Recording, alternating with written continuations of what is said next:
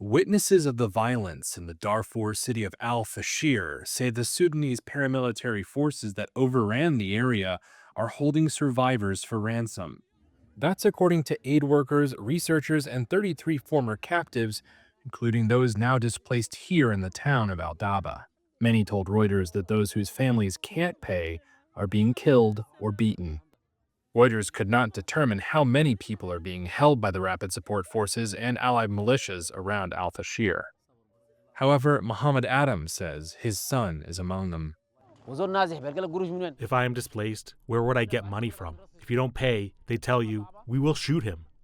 Isn't this difficult? You don't have the money at all. It is very difficult. There are many who are held captive. More than 1,000 persons are being held. It is very difficult. My son is being held. I don't know if he is alive or dead. Now, my son, Abdel Motaleb Mohammed Adam Hamed, I don't know if he is alive or dead. Other survivors said they paid ransoms worth up to 17,000 US dollars, a huge amount in an impoverished region. 11 survivors told Reuters that those who could not pay were shot at close range or mowed down in groups, while others were badly beaten. I have my siblings. 4 of them were killed. 1 was injured and we left him in Al-Fashir. We don't know if he's alive or dead. Awasim spoke to Reuters after fleeing to the city of Tyne in Chad. My other brother was told to turn on his phone and call my cousin.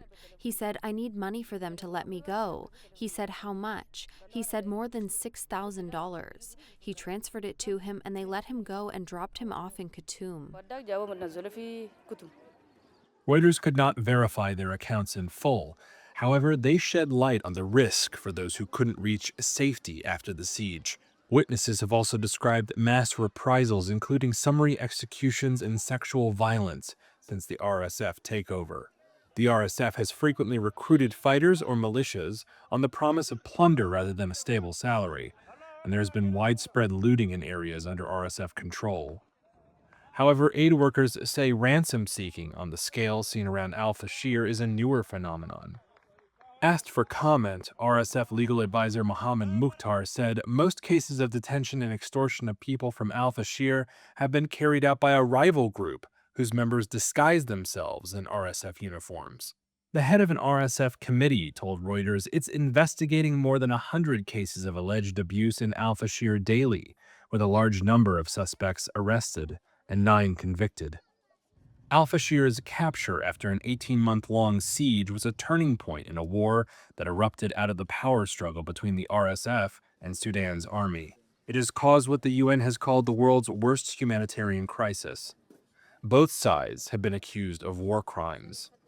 When the RSF seized Al-Fashir, up to 250,000 people were estimated to have been living there.